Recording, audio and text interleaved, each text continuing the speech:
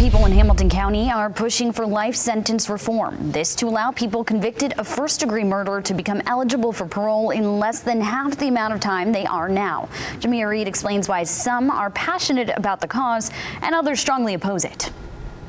Supporters say that this brings Tennessee in line with other states who give first-degree murders a life sentence with the possibility of parole. But advocates for victims' families say it causes them more pain.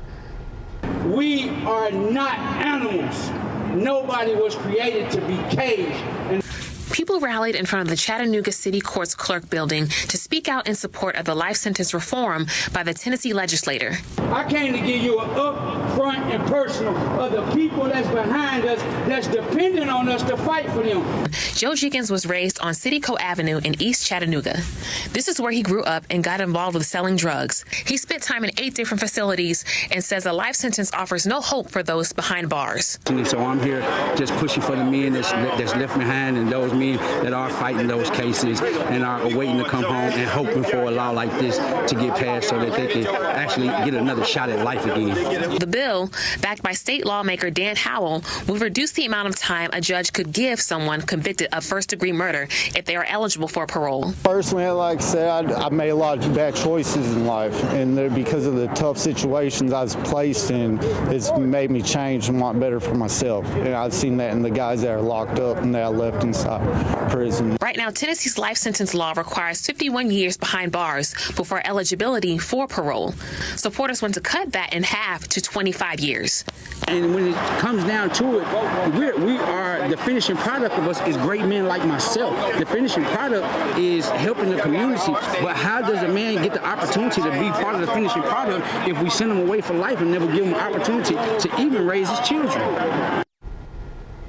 The co-founder of Tennessee Voices for Victims say they are against the bill, saying it'll hurt families of victims by requiring them to go through the parole process. Sabrina? Jamia, thank you. Back in April, our sister station in Nashville spoke to a man whose son was killed in 2017.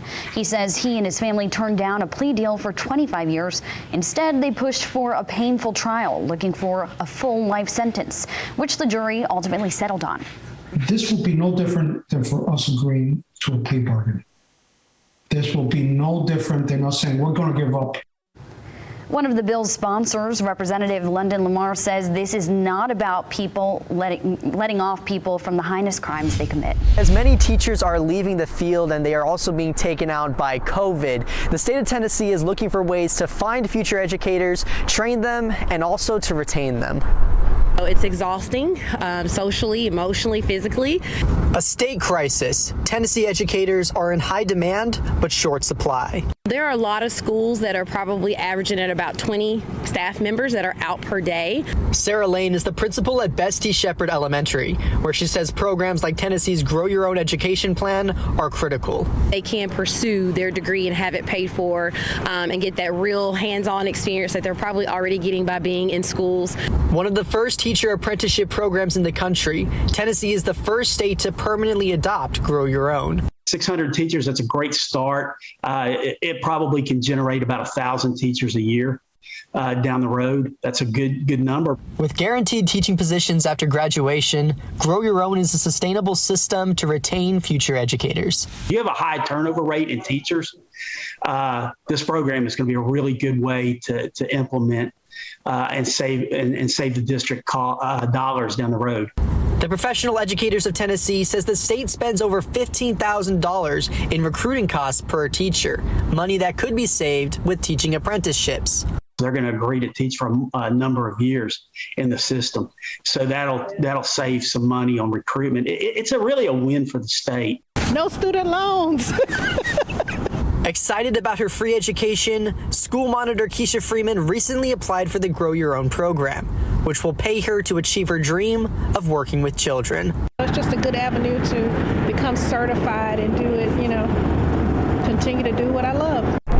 And while the Grow Your Own program is currently off to a major success, there are, however, still some concerns. And tonight at 6, I'll tell you how the Professional Educators of Tennessee say more must be done to make sure that the shortage is stopped. 2 churches in Hamilton County have adjusted to streaming virtually and have found alternative ways to receive donations. But the pastors say it's not the same as in-person worship.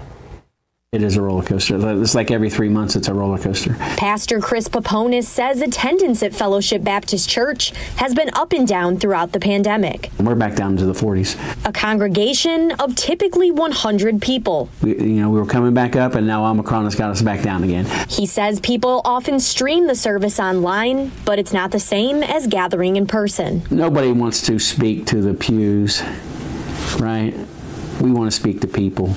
But even with only 40% of the usual attendance, he says money isn't an issue and people are mailing in or dropping off donations. Our offerings are probably up 30-40%.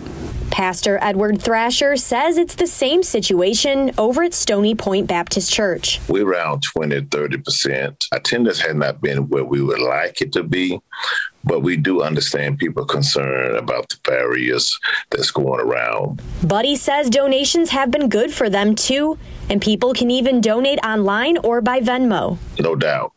People are giving more.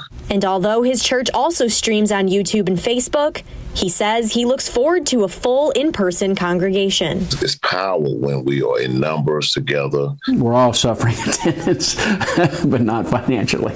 And so we're hoping this thing will get in the rear view just like everybody else. Wearing masks is optional when attending in-person service at Fellowship Baptist Church, but at Stony Point Baptist Church, masks are required.